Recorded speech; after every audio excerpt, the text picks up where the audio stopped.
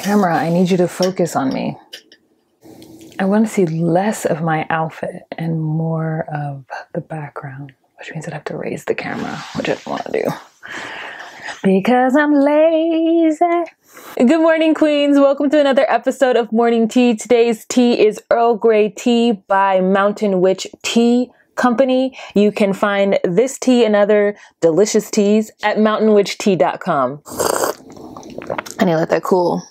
It's hot. Today's topic is really interesting and near and dear to my heart. I don't have a boyfriend. I know that you're all freaking out and wondering why, and is it a choice, and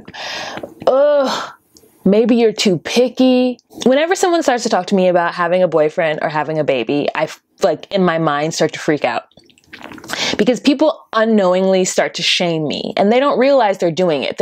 They want to hold my hand and, cradle me and make me feel better for not having a boyfriend. But it just comes off as patronizing and it makes me feel bad. The question that always comes up first is, why? Why don't you have a boyfriend?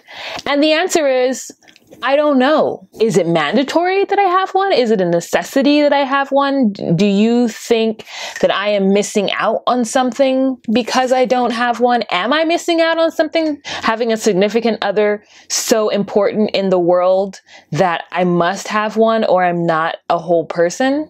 And then it's like, is it a choice? That's the next question. And that question used to offend me because I would always think, why would I choose to be alone? Like, why would I choose that? Unless I've had several terrible relationships that have made me realize that being alone is the best option for me. I don't actively choose to be single, but single is my state. And so I accept it. And not in a begrudging way, in a normalcy type of way. It's normal for me to be single because, hold on to your brassieres, ladies. I've never had a boyfriend. I know you guys are freaking out. Everyone always freaks out when I tell them. They freak out when I tell them I don't have a boyfriend. But when I tell them I've never had a boyfriend, that's when they want to go to counseling with me and talk about it. I've been to counseling and I've talked about it. So thanks. I've never brought anybody home. My family doesn't know anything about that side or part of my life. I think they think I'm just super private, which I am super private about that part of my life, even though I'm telling you guys, but my family doesn't watch my YouTube channel. They're not going to watch my YouTube channel. So there are things that you guys know about me that my family doesn't know because they're not going to watch this. My dad, I know, secretly thinks I'm gay. He's waiting for me to come out of the closet. And I think that's why he thinks I don't have somebody, guys coming to the house. And I'm okay with that. He's asked me twice and I'm just no. And then part of me is but what if the person that I fall in love with that is the best for me happens to be a woman? What if that happens to me? And then I have to be here's this woman, daddy. And he's I knew it. But it's so funny. It's a thing. I think they're both worried about me. And maybe it's because they have been married and together longer than they've been separate as individuals. So my dad specifically doesn't have any idea how it is to be single or what that is. He's I don't understand what you're talking about. And I'm just yes, for a very long time, not having a boyfriend was one of the hardest things that I've ever had to deal with in my life. The fact that I couldn't find anyone to love me and nobody wanted to spend time with me, it really, really hurt my feelings, especially because there are some shitty ass people out there who are in relationships. And I'm just how do they do it? How do these people with terrible personalities and attitudes have significant others and I don't? I must be horrendous. I must be beyond horrendous. It's not the center of my world anymore. And that is really a relief. It's a very, very, very much a relief. And I have been in love. I was in love for a very long time in my late teens and early 20s. And it was wonderful in the beginning when I loved him and I was waiting for him to love me back. And then, you know, he never did.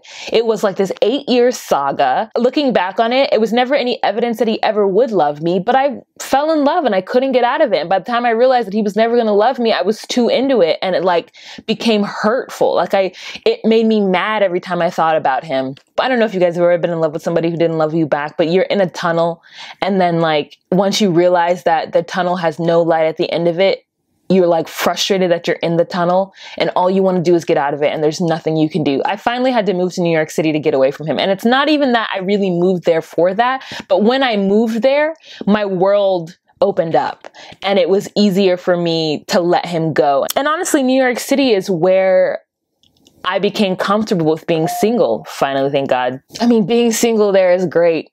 It sucks, but it's great at the same time. Like there are people who are single in New York City who are unhappy, but like if I could be single in New York City and be happy because there's so much to do and you don't have to do it with somebody. A professional moviegoer by myself. I do everything by myself. And if I didn't do things by myself, I would never do anything. Because a friend of mine explained to me that it is a choice, that I am choosing to not be in a relationship. And I'm like, but I'm choosing to not be in a relationship with people who I'm not compatible with. And she's like, exactly. There are people who get into relationships with people who they're not compatible with for the sake of being in a relationship. So you're choosing to not do this. And I'm like, yeah, I'm choosing to not make myself and someone else super miserable. I'm choosing not to change who I am as a person to fit a mold of what this person wants in order to be in a relationship with them. I once knew a girl who started smoking cigarettes so that she could go out on break and smoke cigarettes with a dude that she wanted to talk to. You know, if some stuff is like small, like if, you know, I'm with a guy who's really into basketball, but yeah, maybe I'll sit down and watch some basketball games with him. Friend, the why don't you have a boyfriend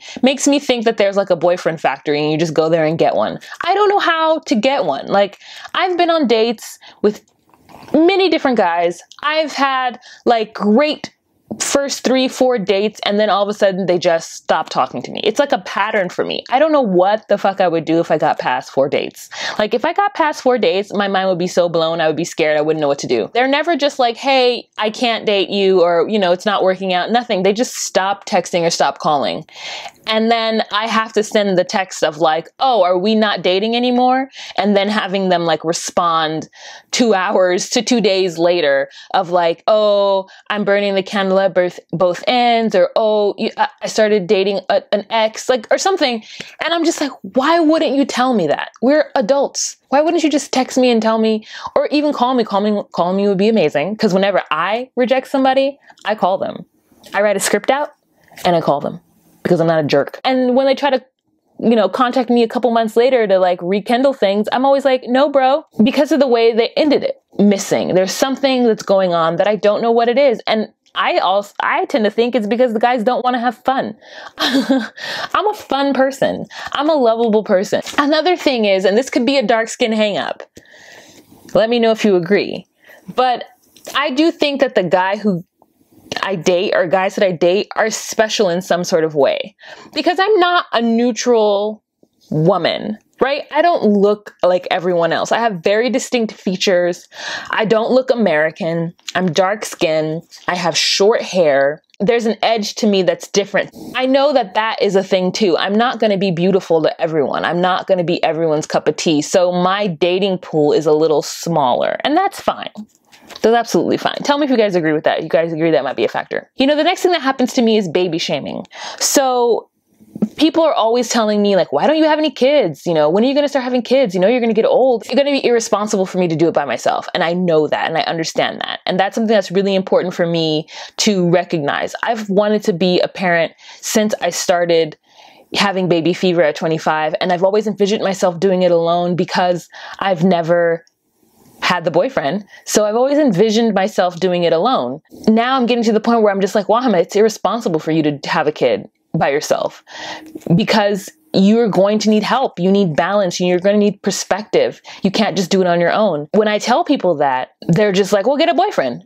Okay. My next thing that I usually say why I don't have a kid is because I don't have any money. People are like, oh, you're never going to have enough money. And I'm like, no, I really don't have any money. Like, it's not even that I don't have enough. Like, I have none. And they're just like, oh. And then they get defensive because I guess they don't have any money, and they didn't have any money or think about money when they had their kids. And they're like, well, you know, you're going to be so old. I can't imagine myself running around, you know, with a 3-year-old at 37. You know, I'm so glad I had my kids in my early 20s or when I did, because blah, blah, blah. And I'm just like, stop shaming me. Stop trying to make me feel bad for your choices or for my choices. Like, I had fun in my 20s.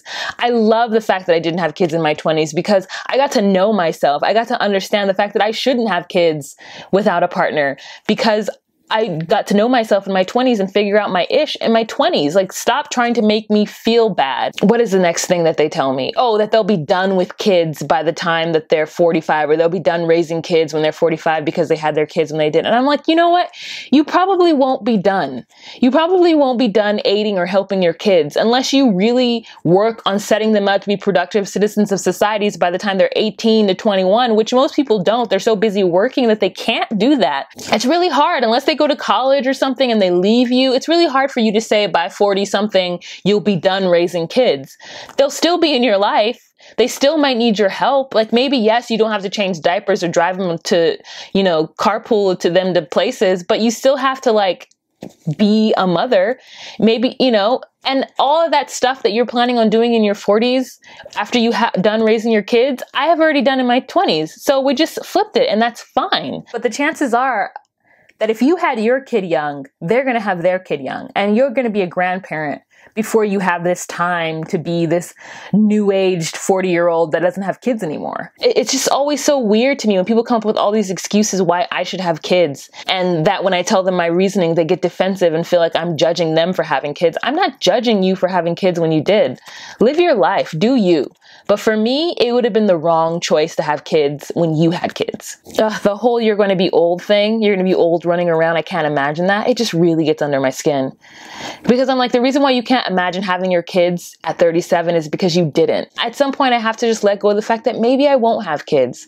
Maybe I'll never find that partner to help me have these kids, and I'll never be able to do it. And that's really sad, but I don't need you guilting me into having them, because it's irresponsible of me. Bottom line, it would be super irresponsible of me. So the next time someone tells you that they don't have kids or that they are waiting, try not to shame them into having them. A lot of the responsible parents that I meet when I tell them that, they're like, oh yeah, you're right. Just wait. Yeah. Or whenever I'm like, I don't have a boyfriend, they're like, good, you don't need one. And I think it's because they recognize that I have something that they don't have. Like, yes, they have something that I don't have, but I have something that they don't have too. Because I'm single and because I'm childless does not make me a pariah in society. It makes me somebody who has a different perspective than you, yes. It makes me somebody who can get up at 11 a.m. and go see a 1 p.m. movie and make myself breakfast and only have to worry about myself. Like, that's who that makes me. And if that person freaks you out, because then I don't know what to tell you. But I'm happy. I'm content. And when the next stage of my life comes to move forward and do that thing, I'll do it. And I will do it with zeal and gusto. And I will be prepared. And I won't be crazy. And my kids are going to be great and well-rounded, hopefully. And you should be happy for me. Not worried about my ovaries or worried about, you know, whether or not I found a boyfriend or not to complete me, because I'm already complete. I just need somebody to compliment me right now. So I would love to spend large amounts of time with somebody, and that would be great. But it has to be the right person. Because why would I choose to be with somebody who isn't right for me? Why would I have somebody who isn't right for me around me?